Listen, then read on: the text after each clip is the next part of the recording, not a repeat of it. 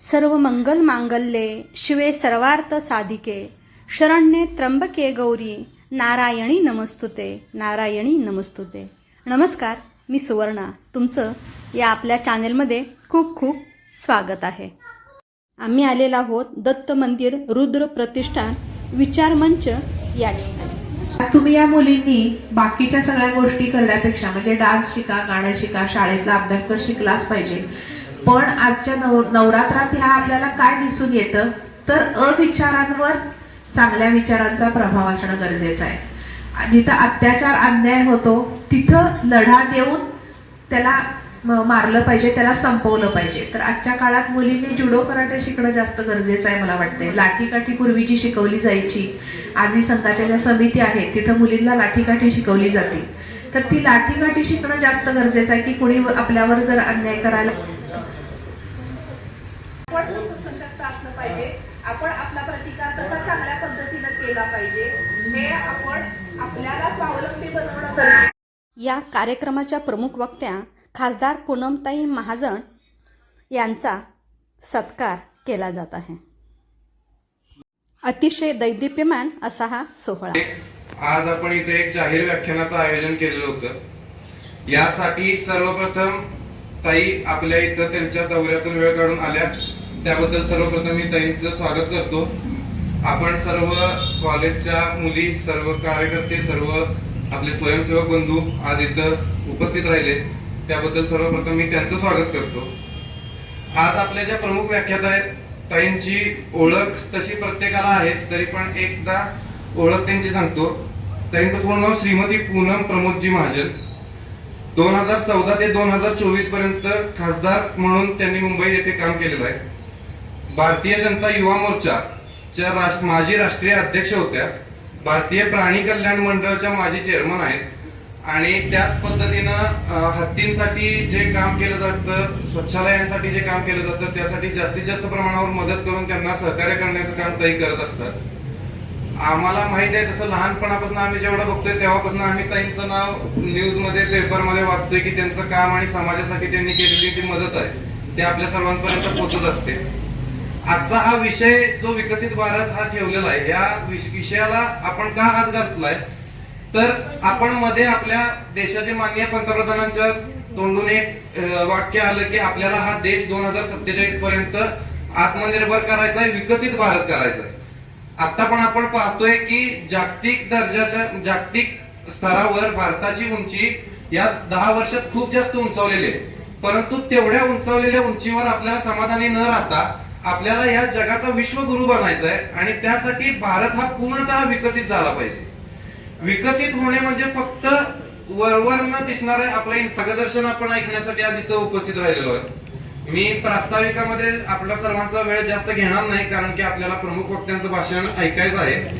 तरी मी या ठिकाणी सर्व तुम्ही जण आलात त्याबद्दल सर्व पुन्हा एकदा सर्वांचं स्वागत करतो आणि माझं 2 ओळीचं प्रास्ताविक थांबवतो। धन्यवाद। आदरणीय साबळेजी, महाजन श्रेयस महाजन, बघा महाजनांना किती मदत करतात। श्रेयसजींना माहित असेल की नसेल, इथे प्रमोदजी माझे वडील प्रमोद महाजन आले होते तेव्हा 5च लोक होते, भारतीय जनता पार्टी आणि स्वयंसेवक संघाचे सगळे मिळून। आज त्या पद्धतीने भारतीय जनता पार्टी 40 वर्षांनंतर पुढे चालली आहे, हे बघूनही मनाला बरं वाटतं की जिथे जिथे प्रमोदजींची पावलं पूर्ण महाराष्ट्रात गेली तिथे तिथे परत विचार परिवार मला बोलवतोय।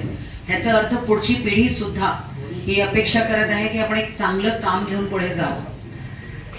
आज ज्या विषयासाठी मला इथे बोलवलं त्याच्यात सगळ्यात पहिल्यांदा मी इथे जमलेल्या माझ्या मैत्रिणींना, भगिनींना आणि माझ्या बंधूंना नवरात्रीच्या खूप खूप शुभेच्छा देते। 12 वाजल्यानंतर अष्टमी सुरू होते ना, आत्ताच काढण्यात वाचलं, माझ्या आईचा आत्ताच फोन आला होता, अगं अष्टमी सुरू झाली नाही। म्हटलं अगं आई 12 वाजता सुरू होईल, कारण की नवमी आणि दसरा एकत्र आलेला आहे तसा आपला। तर या नवरात्रीच्या आदिशक्तीच्या विचारातून आपण सगळे या भारताच्या एक या गोष्टींना पुढे घेऊन जाऊ इच्छिते, तेव्हा लक्षात येतं भारताची जडणघडण ही कशी आपण निर्माण करत आहोत। जेव्हा वैश्विक रूपाने आज भारताकडे बघितलं चाललं आहे, त्याच्यात हे दिसत आहे की जो देश नेहमी विश्वाच्या वर्ल्ड ऑर्डर त्याला म्हणतात, जेव्हा विश्वात कोणता देश पुढे जातो त्या देशाची जेव्हा महिला आणि मुलगी सक्षम होते तो देश पुढे जातो। आणि गेल्या 10-12 वर्षात आपण बघत आहोत ज्या पद्धतीने निर्णायक असे वेगवेगळे निर्णय घेतलेले आहेत ज्याच्यात महिलांना जास्त सामर्थ्यशाली बनवून भारताला सुद्धा त्या पद्धतीने पुढे घेऊन जाण्यासाठी विचार चालू आहे. भारत पुढे चाललाय, महासत्तेकडे चाललाय, तर माझं काय काम आहे? बाई, तुझं काम सगळ्यात जास्त आहे. कारण की असा विषय आहे, आज जोपर्यंत भारतातला प्रत्येक समाज, प्रत्येक गाव, प्रत्येक जिल्हा हा ठरवणार नाही की माझं स्वप्न मी बघणार आणि माझं स्वप्न आणि भारताचं स्वप्न एक करून मी भारताला पुढे घेऊन जाणार, तोपर्यंत विश्वगुरु, महासत्ता हे फक्त बोलण्याच्या गोष्टी येतात, पूर्णत्वाकडे जाणार नाही. आणि ज्या पद्धतीने गेली 10 वर्ष काम चालू आहे त्या पद्धतीने आपण ते काम पुढे घेऊन जाणंही महत्वाचं आहे. इथे जमलेल्या माझ्या सगळ्या भगिनींना, माझ्या मैत्रिणींना, मित्रांना हेच सांगू इच्छिते मी की युवा भारत कसा असावा. आज तुमची भारताकडून काय अपेक्षा आहे? इथे माझे सगळे पुरुष मंडळी बसलेले आहेत. 1947ला भारत स्वतंत्र झाला.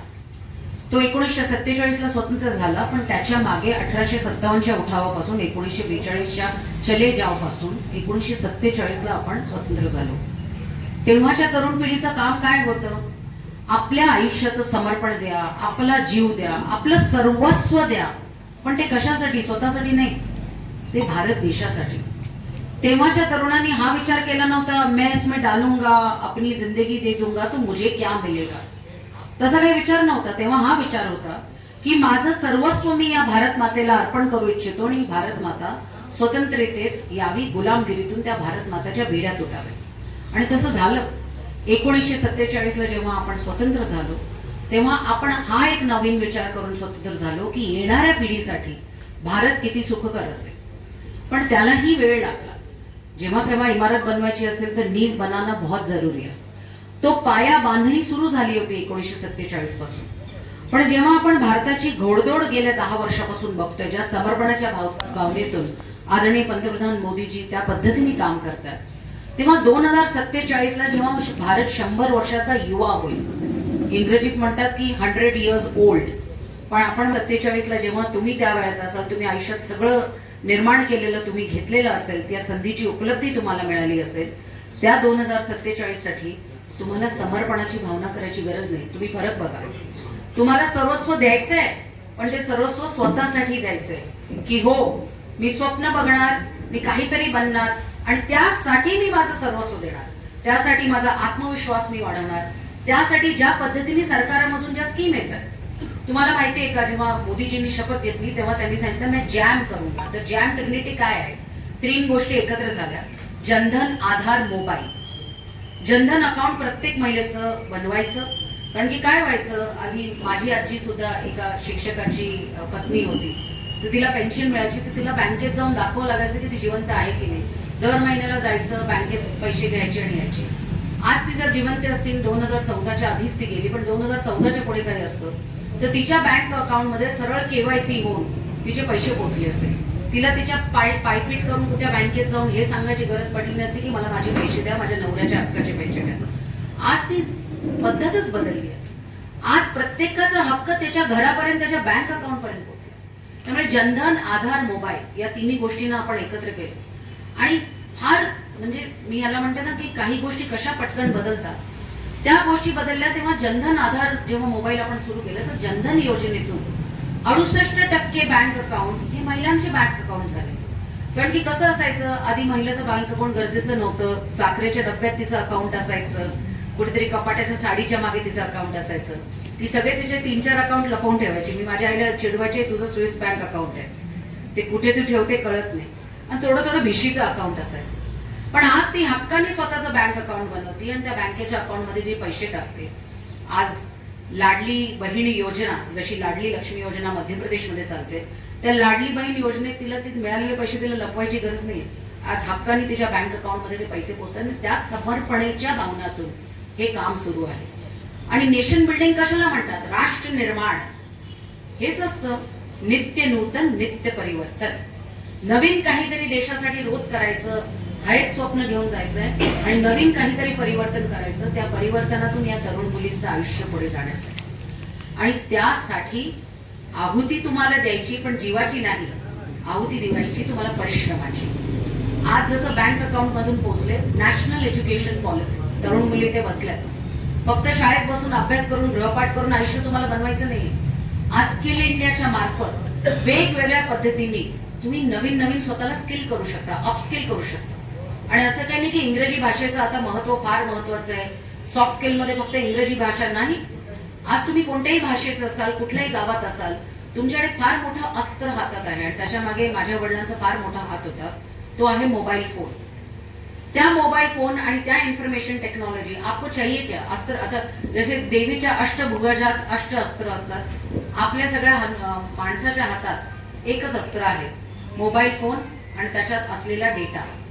आज भारताचा नागरिक, तो शिराळ्यात राहत असेल, तो कुठेही राहत असेल, पण तो भारताचा नागरिक पूर्ण विश्वाशी जुळलेला आहे. आणि आज तो भारतीय नागरिक नाही, तो वैश्विक भारतीय नागरिक आहे. का? कारण की विश्व भारताकडे तसं बघत आहे.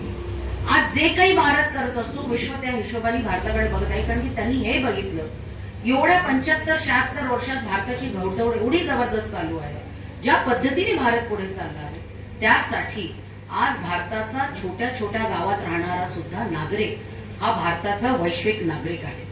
आणि त्या वैश्विक नागरिकाला आपण ही जाण करून देणं फार महत्वाचं आहे की बाई, तुला मुंबई शहरातली मुलगी असणं, दिल्लीत असणं गरजेचं नाही. अरुणाचल प्रदेशमध्ये तवांगमध्ये काम करणे, कारण की पूर्ण भारत दिले. अरुणाचल प्रदेशच्या तवांगमध्ये, दक्षिण भारतामध्ये, काश्मीरच्या बारामुल्लामध्ये किंवा शिराळ्यामध्ये मिळते. या सगळ्यांचं स्वप्न एकच आहे आणि तिला संधी पण तेवढीच आहे जेवढी शहरातल्या मुलांना आहे. फक्त त्या संधीचं सोनं करणं आपल्यासाठी महत्वाचं. सांगू इच्छिते की येणाऱ्या काळात 1500 रुपये मिळाले, 2000 मिळाले, 3000 मिळाले, पण त्या 1500 रुपयाचं तुम्ही समजा काही स्वतःला उद्योजिका म्हणून काम सुरू केलं. आणि आज बचत गटातून केवढं मोठं काम आहे. माझं स्वतःचं मुंबईत 25,000 महिलांचा बचत गट आहे, पण तो जबरदस्त काम करतो. कधी शहरात एवढा मोठा बचत गट नसतो, पण त्या बचत गटाच्या माध्यमातून तुम्ही 1500 रुपयाचे 15,000, 15,000 ते 1.5 लाख कधी करताल? कारण की महिलांमध्ये एक ताकद असते, तिला नाही म्हणलं की ती डबल चांगलं करून दाखवते. की तुला शक्य नाही ते अशक्यला शक्य करणं त्या महिलेमध्ये ताकद आहे. मग ते करणंही जरुरी आहे. आणि त्या अशक्यतून शक्य करण्यासाठी तुम्ही सगळे एकत्र आला आहात आणि त्या लाडली बहीण योजनेतून तो फायदा तुम्हाला मिळतो. आणि मी हेच सांगू इच्छिते, आज देवीची साक्षात मूर्ती आपल्या मागे आहे आणि आदिशक्ती शिवाय देवाची पण शक्ती पूर्ण होत नाही. आणि हे तर सगळे मंडळी जाणतातच. घरचा होम मिनिस्टर सुद्धा महिला असते, अर्थमंत्री समजणारी पण महिला असते, संरक्षणासाठी सुद्धा महिला असते. आणि आता ती फक्त मुख्यमंत्रीबाई राहायची राहिली आहे. समजा त्या लाडली लक्ष्मी किंवा लाडली बहीण मधून तुम्ही तुमच्या पैशाचं बरोबर अर्थकारण केलं, ती घरची मुख्यमंत्रीबाई महाराष्ट्राला पाहिजे ना महिला मुख्यमंत्री, तशी घरची पण मुख्यमंत्रीबाई होऊ शकते. ते करण्यासाठी समर्थनार्थ सगळे पुरुषही बसलेले आहेत. पण माझ्या म्हणण्याचा अर्थ हा आहे की जी आपल्याला ताकद मिळाली आहे, ज्या पद्धतीने आदिशक्ती आपण घेतो, तेव्हा आपण म्हणतो पार्वती पते हर हर सियावर रामचंद्र की राधे कृष्ण. देवही अपुरा आहे जोपर्यंत देवीचं नाव घेता येत नाही. तर बाबा तुम्ही कशाला स्वतःला अर्ध समजता? त्यामुळे आपण ही लिंग भेदता सोडून समानता धरून समजा पुढे जाऊ तर भारत 2047 नाही त्याच्या आधीच महासत्ता होती. आणि त्या महासत्तेसाठी सगळ्यांचं समर्पण, पण ते जीवाचं नाही, कशाचं नाही, कष्टाचं समर्पण आणि तुमच्या स्वप्नाची उडान, या दोन्ही गोष्टीला एकत्र करून आपल्याला करायचं. तर आज मला या कार्यक्रमाला बोलवल्याबद्दल मनापासून धन्यवाद देते. माझ्या सगळ्या विद्यार्थिनी, महिला भगिनी आणि बंधू बसलेल्या आहेत. मला माहिती आहे शिराळ्यात भारतीय जनता पार्टीकडून फार कमी लोक येतात, पण समजा एक महाजनानंतर दुसरा महाजन आला तर नक्की आमच्यासाठी ही विधानसभा पण तेवढीच महत्वाची आहे. आणि इथे असलेले लोक फार महत्वाचे आहेत. महाराष्ट्रात असलेली ही ताकद, महाराष्ट्र फार सांस्कृतिक, आध्यात्मिक, साहित्यिक राष्ट्र पूर्ण देशभरात सगळ्यात पुढे आहे. पण महाराष्ट्र सगळ्यात प्रगतिशील आहे, विचारांमध्ये प्रगतिशील आहे, सगळं आहे. त्या प्रगतीला घेऊन आपल्याला पुढे जायचं, कोणत्याही कचक्यात पडायचं नाही, कोणत्याही धंद्यात पडायचं नाही. आणि तुम्हाला माहिती, जिथे कचका आणि जिथे चिखल होतो तिथे काय उगवतं? जिथे दलदल उगवते तिथे काय उगवतं? कमळ. तर त्या कमळासाठी आपण सगळ्यांनी एकत्र यावं. जरी हा तो प्लॅटफॉर्म नसला तरी चेहऱ्यावर तर तेच लिहिलेलं आहे. आणि त्याच नावातून आम्ही लोकांसाठी काम करत आहोत. या कामासाठी, या येणाऱ्या भारताच्या उन्नतीसाठी, महाराष्ट्राला विकसित करून अजून पुढे घेऊन जाण्यासाठी इथे मला शिराळ्यात बोलवलं, त्यासाठी मनापासून तुम्हा सगळ्यांना धन्यवाद. आदिशक्ती आदिमाय या सगळ्याची ताकद तुमच्यात असावी. जशी तू सरस्वती, जशी तू लक्ष्मी, तशीच तू काली आणि चंडी पण आहे. ही ताकद प्रत्येक एका महिलेत, प्रत्येक या युवतीत आहे. ती ताकद तू जाणून घे आणि महाराष्ट्राला पुढे घेऊन जा. एवढंच सांगेन. मला इथे बोलवल्याबद्दल मनापासून खूप खूप धन्यवाद आणि या सगळ्या मंचाला मनापासून खूप खूप यांच्या संयुक्त विद्यमाने आज आपण जो अतिशय अल्प वेळात हा जो कार्यक्रम आयोजित केलाय, त्या कार्यक्रमासाठी उपस्थित माजी खासदार श्रीमती पूनमताई महाजन व शिराळनगरीतली सर्व ग्रामस्थ मंडळी आवर्जून उपस्थित राहिला यासाठी आपल्या सगळ्यांचे मी आभार मानतो आणि हा छोटासा कार्यक्रम संपन्न झाला हे जाहीर करतो. व्हिडिओ आवडल्यास व्हिडिओला लाईक, शेअर आणि सबस्क्राईब जरूर करा. तोपर्यंत स्वस्त रहा, मस्त रहा, मजेत रहा, हसत रहा आणि